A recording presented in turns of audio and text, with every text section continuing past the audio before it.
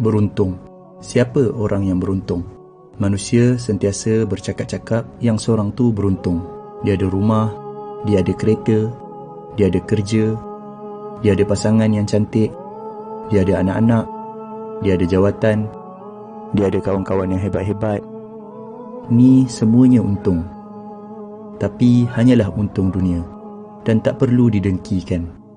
Yang beruntung, yang tahu bahawa baca 2 ayat terakhir surah Al-Baqarah dalam satu malam akan mencukupkannya, lalu dia pun amalkan.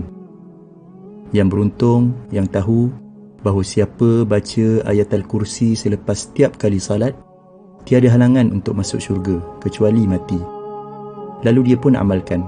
Yang beruntung, yang tahu bahawa siapa yang baca ayat Al-Kursi masa nak tidur, dia akan ada penjaga daripada Allah sehinggalah dia bangun pagi tanpa didekati oleh syaitan.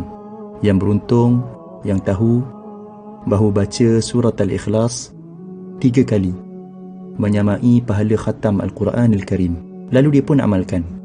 Yang beruntung, yang tahu bahawa siapa minta ampun untuk seluruh orang beriman, lelaki dan perempuan, Allah akan menuliskan 1 pahala bagi setiap seorang tadi, lalu dia pun amalkan. Yang beruntung, yang tahu, yang sebut Maha Suci Allah, segala puji bagi Allah, tiada Tuhan selain Allah, dan Allah Maha Besar, lebih baik daripada seluruh yang terkena matahari, lalu dia pun amalkan.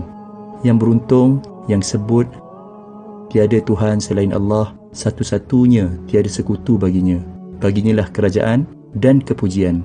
Dialah yang menghidupkan, dialah yang mematikan, dan dialah maha berkuasa atas segala sesuatu. 10 kali selepas salat maghrib dan 10 kali selepas salat subuh, sebelum dia mengubah kedudukan kakinya, menyamai pahala membebaskan 4 orang hamba daripada anak-anak Nabi Ismail AS. Lalu dia pun amalkan. Yang beruntung, yang tahu, yang siapa yang sebut ketika mendengar azan, Ya Allah, Tuhan yang menguasai seruan azan yang sempurna ini dan salat yang didirikan, kurniakanlah kepada Muhammad kedudukan yang tinggi dan terpuji, dan bangkitkanlah dia di kedudukan yang terpuji yang telah engkau janjikan. Dia akan mendapat syafaat Nabi Muhammad sallallahu alaihi wasallam pada hari kiamat. Lalu dia pun amalkan. Yang beruntung, yang tahu, yang dalam sehari ada 24 jam, tapi dia mampu membaca 1 juzuk Al-Quran yang mengambil masa lebih kurang 20 minit sahaja. Yang beruntung, yang tahu, yang waktu duha ada lebih kurang 6 jam dan dia mampu untuk solat 2 rakaat duha yang biasanya tak sampai 5 minit pun. Yang beruntung, yang tahu, yang waktu malam ada hampir 11 jam dan dia mampu untuk salat witir 1 rakaat yang mungkin tak sampai 3 minit pun.